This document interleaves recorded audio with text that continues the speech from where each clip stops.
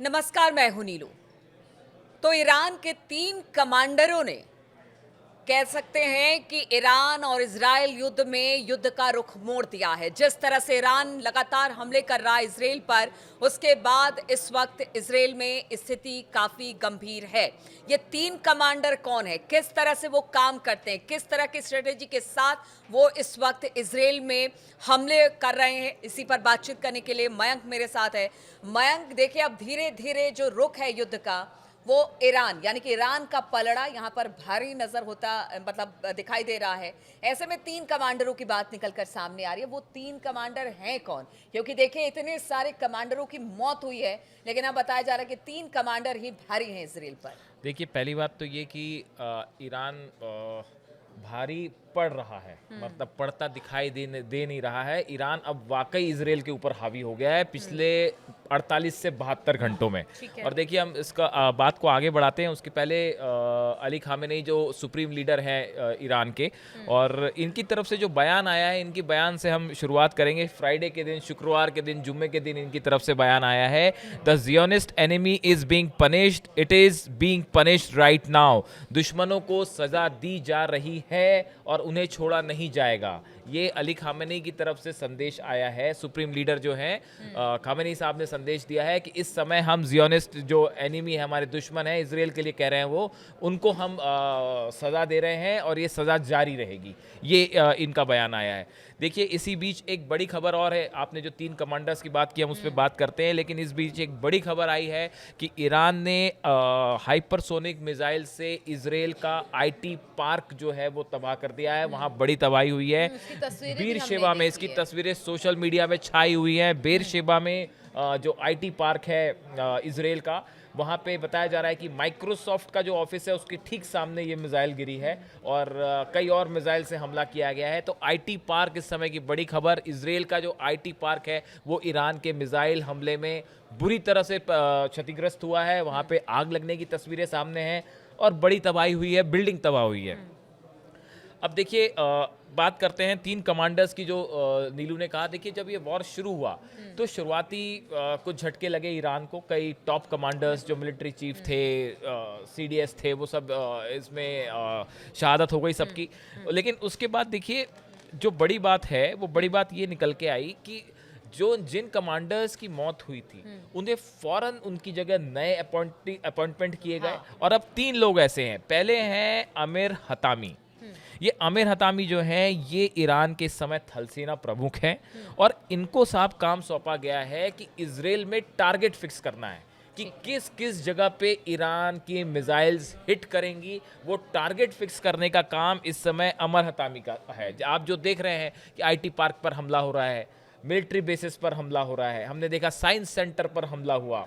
देखिए, तेल अवीव में कहाँ किस जगह निशाना बनाना है, हाइफा के गैस स्टेशन पर हमला हुआ, स्टॉक एक्सचेंज उड़ा दिया गया। बड़ी लंबी लिस्ट है 72 घंटे की। जो हम आपको कह रहे हैं कि ईरान भारी पड़ रहा है, वो ऐसे ही नहीं कह रहे। वो आप देखिए, अगर पिछले 72 घंटे में आप एनालिसिस करें तो एक बड़ी लंबी लिस्ट मिल जाएगी आपको, जो कि बड़े इंस्टॉलेशंस हैं, बड़े ठिकाने हैं इजराइल के, जिस पे मिसाइल ने हिट किया है और आयरन डोम उन्हें नहीं रोक पाया। अब देखिए, ये जो आमिर हतामी हैं, थल सेना प्रमुख हैं, इनका हमने काम बताया कि साहब ईरान कहाँ कहाँ हिट करेगा इजराइल को, इनका काम टारगेट बनाना है। दूसरे हैं मोहम्मद पाकपोर।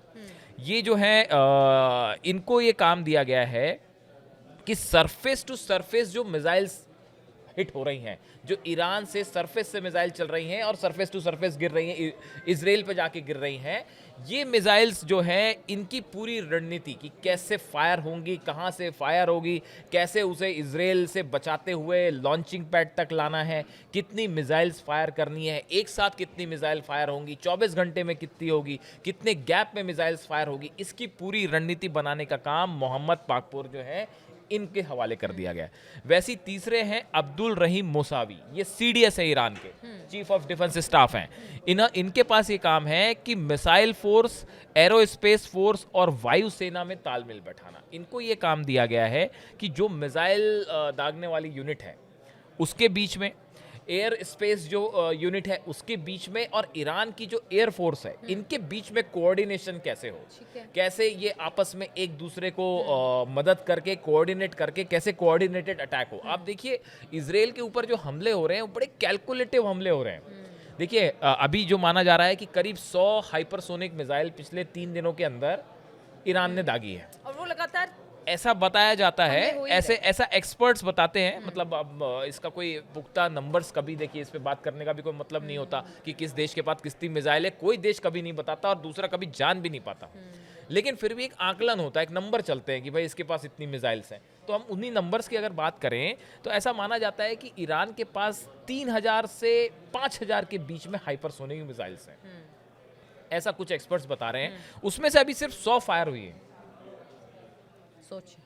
सोचिए ये अपने आप अभी में इतना ये नुकसान ये हो हाँ चुका ये है। सोशल मीडिया में एक बड़ी चर्चा का मुद्दा बना हुआ है कि ऐसा माना जाता है कि चलिए हम मान लेते हैं कि 3 से 4 ही हजार है, 5000 भी नहीं, हम मानते चलिए 3 ही हजार मिसाइल है। अभी 100 मिसाइल फायर हुई है इसराइल के ऊपर हाइपर, हम बैलिस्टिक मिसाइल की बात नहीं कर रहे हैं, आप हाँ कंफ्यूज ना होइएगा। वो जो है जो टोटल मिसाइल की बात की जाए तो वो तो 500 के ऊपर मिसाइल ईरान फायर कर चुका अब तक। वो बैलिस्टिक मिसाइल अलग चीज है, हम बात कर रहे हैं हाइपरसोनिक मिसाइल की, जिसकी रफ्तार जो है वो 17,000 किलोमीटर से ज्यादा चल रही है, 18,000 चल। आपने कुछ अगर तस्वीरें देखी होंगी सोशल मीडिया पे जो इसराइल में मिसाइल गिर रही हो, आप देखिए कुछ की आप स्पीड देखिए कितनी तेज है, उसको तो रोकना कोई बस की नहीं है। वो इतनी तेजी से आके गिर रही है कि पलक झपकते ही जो है वो तबाह कर दे रही है टारगेट। तो देखिए अब मामला ये है कि कहा जा रहा है कि साहब 3000 मिसाइल ईरान के पास, अभी सिर्फ 100 फायर हुई हैं, उसमें नॉर्थ इसराइल, मिडिल इसराइल और साउथ इसराइल सब जगह हाहाकार मच गया है। तो अगर ये अच्छा ट्रंप का देखिए, इस बीच में हमने जो पिछले वीडियो में जिक्र किया था, फिर बताना जरूरी है कि White House says due to chance of negotiations, एक तो नेगोशिएशंस जो है उसके भी लिए बात चल रही है। President Trump will decide in next 2 weeks whether the US will join the Israel-Iran conflict or not.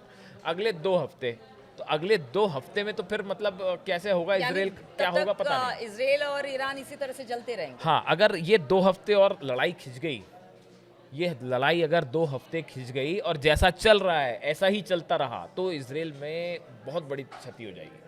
देखिए हम ये नहीं कह रहे कि इसराइल हमले नहीं कर रहा, इसराइल की तरफ से भी जबरदस्त हमले हो रहे हैं, ऐसा नहीं है। कैजुअलिटी मतलब देखिए इसराइल की तरफ से जो हमले हो रहे हैं उसमें जो मेन अटैक है वो उनके फाइटर जेट से हो रहा है, F-16 से हो रहा है, F-35 का भी इस्तेमाल हो रहा है, लेकिन मेन जो हमले हो रहे हैं F-16 से हो रहे हैं। तो वो 2000 किलोमीटर फ्लाई करते हैं, तेहरान जाते हैं या आसपास जो भी इलाके हैं वहाँ पे हमले करते हैं, वापस आते हैं। और यहाँ से ईरान जो है वो 2000 किलोमीटर दूर से मिसाइल्स फायर कर रहा है। तो अब देखिए इसमें जो है इसराइल को ज़्यादा नुकसान इसलिए है, एक तो वो डिफेंस सिस्टम हमने पिछले वीडियो में बात की कि वो कैसे फेल हो रहा है, वो हमने बताया था। उसके बाद अब ये भी कहा जा रहा है कि क्लस्टर बम का भी ईरान ने इस्तेमाल किया है, यानी एक मिसाइल के ऊपर आपने क्लस्टर बम लगा दिए और जब वो मिसाइल गिरने वाली है उसके पहले जो है कई पार्ट में क्लस्टर बम्स जो हैं वो अलग हो जा रहे हैं और कई जगह पे वो निशाना बना रहे हैं, जिससे बड़ी क्षति होती है। एक साथ कई बिल्डिंग्स तबाह होती है, काफ़ी सारे लोग उसमें जो है वो प्रभावित होते हैं। तो ये क्लस्टर बम का इस्तेमाल भी इसराइल को जो है थोड़ा सा ज़्यादा नुकसान पहुंचा रहा है।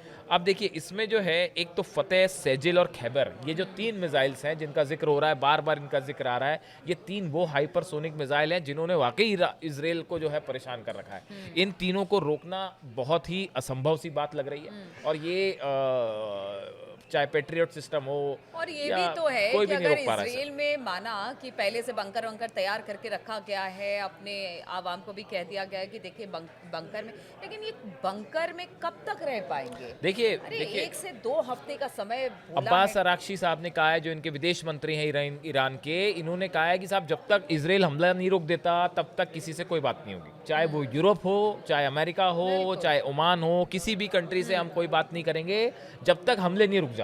तो ईरान पहले ही उन्होंने खामेनी साहब ने पहले ही कह दिया कि झुकने उकने वाले नहीं है साहब हम, और ना ही हम किसी दबाव में आने वाले हैं और ना ही जो है, और वही होता भी दिख रहा है। ईरान की तरफ से कहा गया है हम कोई बात नहीं करेंगे, पहले आप हमले रोकिए। और आप एक प्रकार से देखिए तो ये बात वाजिब भी है कि अगर जब तक आप शुरुआत तो दोनों इजराइल चीजें कैसे एक साथ हो सकती हैं कि आप हमले भी करें और बात भी करें, ये तो नहीं हो सकता। शुरुआत तो इसराइल की तरफ से, इसराइल की तरफ। तो अब देखिए इन हालात में अच्छा इसमें जो एक गंभीर समस्या खड़ी हो गई है वो ये कि इसराइल का जो न्यूक्लियर साइट है डिमोना, अब कुछ एक्सपर्ट्स ये बता रहे हैं कि ईरान के निशाने पर अब ये इसके, हालांकि पास में पहले भी मिसाइल गिरी है 3 दिन पहले ऐसी खबर आई थी कि डिमोना जो न्यूक्लियर साइट है इसराइल का, उसके करीब ही एक मिसाइल गिरी है। तो अब ईरान, क्या सवाल ये है, क्या ईरान भी इसराइल के न्यूक्लियर ठिकानों पर हमला कर सकता है? जब आप स्टॉक एक्सचेंज पे हमला कर सकते हो, जब आप वहाँ की जो है गैस स्टेशन उड़ा सकते हो, आप वहाँ का आईटी पार्क उड़ा सकते हो, जब वहाँ मोसाद का हेडक्वार्टर नहीं बचा, तो ऐसे हालात में क्या डिमोना जो न्यूक्लियर साइट है इसराइल की, अगर इस पे ईरान की मिसाइल गिरती तो क्या होगा? तो ये अब इस तरह की आशंका भी जताई जा रही है कि कहीं ईरान अगर उस पर हमला कर दे अपनी हाइपरसोनिक मिसाइल से, तो फिर तो बड़ा तबाही होगी। और रशिया, जैसा आप बता ही रही थी कि रशिया की तरफ से बयान आ रहा है कि अगर जो है बात आगे बढ़ती है तो वो पेंडोरा बॉक्स खुल जाएगा कि मतलब हाँ। बड़ी भीषण तबाही मच इस जाएगी। बात को सब समझ रहे हैं, सब समझ रहे हैं। सब तो समझ रहे हैं। इन हालात में अब देखने वाली बात यह है कि अगर इस युद्ध को रोकना है तो उसके लिए अमेरिका का क्या रुख रहता है? क्या वो नेतन्याहू पे दबाव डालते हैं सीज कह रहे फायर हैं का? बातचीत कहीं भी हो जाए लेकिन घूम फिर के बात अमेरिका पे ही आके अमेरिका का रोल बहुत महत्वपूर्ण होने वाला है। ये युद्ध यहाँ से ऐसे ही आगे बढ़ेगा। अब देखिए, फोर्दो जहाँ तक की बात है, जो बात जहाँ फंसी हुई है वो फोर्दो पे फंसी हुई है। फोर्दो एक ऐसी जगह है जहाँ पे बंकर बस्टर जो बम्स हैं अमेरिका के, उससे भी क्या वो तबाह हो पाएगा, नहीं हो पाएगा, इसको भी लेके अभी डाउट है। तो अब अगर नहीं होता है तबाह, तो ईरान का न्यूक्लियर प्रोग्राम फिर चालू रहेगा, फिर आप कुछ नहीं कर पाए, आपका मिशन ही फेल हो गया। तो ऐसी स्थिति में अगर आप समझें तो इजराइल एक बड़ी डोल्ड्रम में फंस गया है कि अब भैया ना आगे बढ़ते बन रहा है ना पीछे आते बन रहा है। तो अब देखते हैं इसमें 48 घंटे में क्या होता है। चलिए, तो इजराइल इस वक्त फंसता हुआ दिखाई दे रहा है, किधर जाए, क्या करे। ट्रंप ने 2 हफ्ते का वक्त ले लिया है, एक तरह से कह लीजिए कि अब 2 हफ्ते लगे, 1 हफ्ते लगे, लेकिन जो भी है दिन तो लगने ही है।